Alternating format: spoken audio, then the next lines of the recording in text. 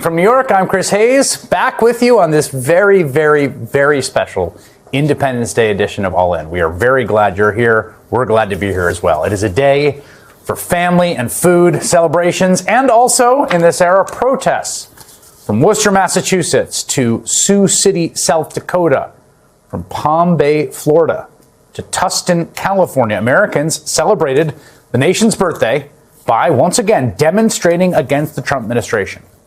And protests scheduled all over the country as part of a Free America weekend and No Kings 2.0, a kind of sequel to those massive protests last month against Trump's military parade in Washington that, by some accounts, got between 3 or 5 million people around the country at thousands of sites. The protests got a new sense of urgency today with the passage of Trump's one big deficit-busting bill that cuts taxes for billionaires, cuts Medicaid, showers money in an utterly unprecedented fashion on the ICE police force that has been grabbing car washers and landscapers and farm workers off the street. And it wasn't just Americans. Yesterday in France, ahead of the July 4th holiday, an artist unveiled a mural depicting Lady Liberty covering her face in shame. Of course, Lady Liberty, a gift from the French. Even before Trump signed that spending bill this afternoon, protests against his administration had reached new highs. According to this chart put together in June by pollster G. Elliott Morris, who we just spoke in the last hour, the number of protests against Trump this year was about triple what we saw in the same period from his first term in 2017. If you watch the news or listen to just mainstream reporting, do you get the sense that that's true? I feel like you don't. I don't feel like that's actually been particularly well covered between you and me. Although Donald Trump was able to cram through his big, ugly bill in Congress, he continues to prove out to be weaker and more unpopular than we've ever seen. And it's with one issue that has plagued his entire presidency: his tariffs. The art of the deal apparently is screwing your own administration by starting the stupidest trade war in history and embarrassing yourself again and again and again as you were unable to resolve it. And that is exactly the crisis that Donald Trump was confronted with on Air Force One as he completely imploded. We're going to get into it all, but before we do, if I could quickly ask you to leave a like on this video, and if you haven't already, and you enjoy our channel, to hit that subscribe button, because it goes a long way in supporting what we do. Now, before we can get into Trump being asked about his failure to make a deal on his tariffs, we got to start with a different deal that hasn't been able to come through for Trump. Yeah,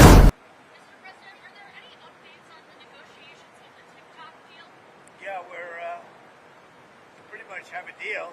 Now we're going to go and ask, I think we're going to start Monday or Tuesday talking to China, perhaps President Xi or one of his representatives. But we pretty much have a deal on TikTok. But we think we probably have to get it approved by China. Not definitely, but probably. How confident are you that China will agree to that deal? I'm not confident, but I think so. President Xi and I have a great relationship. It is just so embarrassing for him to say, well, I think we got to get China's approval. And we're going to reach out to Mr. Xi, or maybe an aide of his. I don't even know if we'll be able to get him on the phone. It's like, you're just so weak and pathetic. Donald Trump has been trying to make a TikTok deal for months now. We remember the original TikTok deal was Donald Trump cutting a little something on the side so that he could pretend that he got this huge win when it was all PR. And I'm sure the TikTok people thought that they were doing that for Trump so he could very quickly find a buyer, quickly resolve this issue, allow TikTok's U.S. properties to be sold. But Trump can't do that because he's incompetent and can't get a single deal done. And it's not just on trade. It's not just on TikTok. It's also with the war in Ukraine, which is Trump asked about right here. Yeah, we had a good call. We talked about different things, and we had a very good call. I think a very, very strategic call. Are there plans to partner with Ukraine on conditions? Well, we've been helping them, and we'll continue to help them. It's a pretty tough situation. We'll see what happens. I told you I was very unhappy with my call with President Putin, and it just seems like He wants to go all the way. So, Donald, if you're still mad at Putin, and Zelensky's been very helpful, and he's been trying to do whatever possible to resolve this conflict to stop the senseless killing of his people. If Putin's humiliating you by dropping bombs, why don't you actually help Ukraine? Why are you allowing rogue actors in your administration to prevent aid from getting over there? It doesn't make any sense except for the fact that Trump still isn't much in love with Putin. It sounds like they have like an abusive relationship. Trump's like, I just wish he'd be nicer. I wish Vlad would be nicer to me. It's so sad, isn't it? I miss you. I love you, Vlad. It's like he's a joke. He's so sad. It's embarrassing that this is our president. Someone willing to lie in behalf of a dictator and lie about his own failed military operation like we saw right here. Well, we're going to have a meeting on Iran, obviously. And, you know, the success, that was a great success. And blown to pieces their whole nuclear thing. I would say it's set back permanently. If they were going to do it again, they might as well start in a different location because that location is totally demolished. They could start, but I would think they'd have to start in a different location. But if he's really just looking for a win, isn't it? He's just like desperately wants to grab onto a win. He's just looking for anything. And it's funny, he can't even do that with his signature legislation because as we saw last night, Trump was on the verge of saying the bill was the most popular in history, but even he can't even lie that much. And so he said, it's the most it's the biggest bill, and we're going to make it very popular because it's not. Neither was his strike on Iran, and that backfired. Everything has backfired, including Donald Trump's trade war, which he was asked about and just gave the most saddest implosion of an answer. I did. I signed some letters, and they'll go out on Monday, probably 12. 12 different amounts of money, different amounts of tariffs, and somewhat different statements. Mr. President, which countries will receive those letters on Monday? You'll be announced. I have to announce it on Monday. I can't do it. Mr. Fitch, what do you want to hear sent? We're sending out 12 letters. That'll really show them. Get those letters out there. That's what this has devolved into a strongly worded letter from Donald Trump is going to stop the trade war. Our president's a joke. He's an embarrassment. This is so sad. Signed letters are coming saying that we're raising tariffs. That'll end it because starting at 150% on all countries didn't in the beginning. And I covered this yesterday with Cam Casey on this show and of course on the FY pod with the bulwark that like still Republicans and MAGA are trying to rationalize the tariffs. But the only way they can is to say that the tariffs exist so that we can take the tariffs off. And so the tariffs aren't good. But getting them off is good. But the only reason you get them off is if there's a deal, and there's no deal. But we don't want a deal because the tariffs are good. They don't understand it. Neither does Donald Trump. I guess at this point he just understands that it's unpopular, and so he's trying to make another PR stunt. But all of those don't seem to be working out, especially on his budget, which it is now our job to constantly point out the very, very dangerous elements of. And someone who did that perfectly was Ro Khanna right here. Well, happy 4th, Chris, to you and your viewers. Look, I think you were absolutely right when you said that this bill is worse than Trump's first tax bill, than George Bush's tax bill. And here's the rub of it. This bill actually makes working class folks worse off. It takes something from them. It's taking their health care, it's taking their food security, all to give tax breaks to the billionaires. The previous bills, they at least had a pretense of making everyone slightly better off.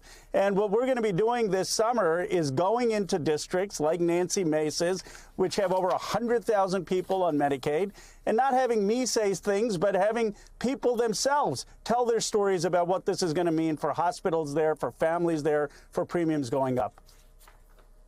Yeah, I mean, how much do you think is that where you see accountability happening, right? So, you know, there's going to be the midterms, right?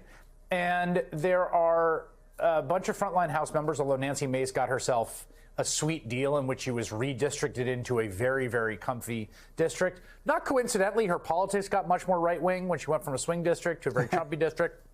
But it does seem like that is the frontline place, and then there's obviously Senate contests, that this might actually start to bite in some political fashion.